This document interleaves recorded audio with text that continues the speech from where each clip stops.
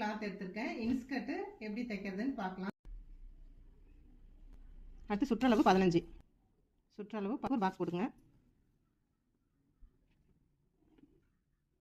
அந்த கார்னர்ல இருந்து அந்த பக்கம் 5.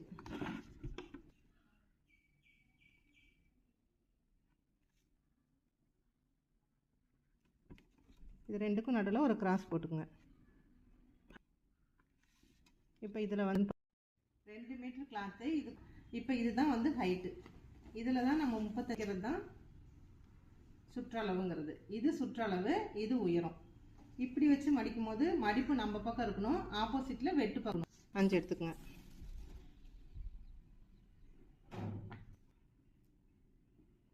ஒன்றும் பயப்பட வேணாம், வேகமாக போடுங்க.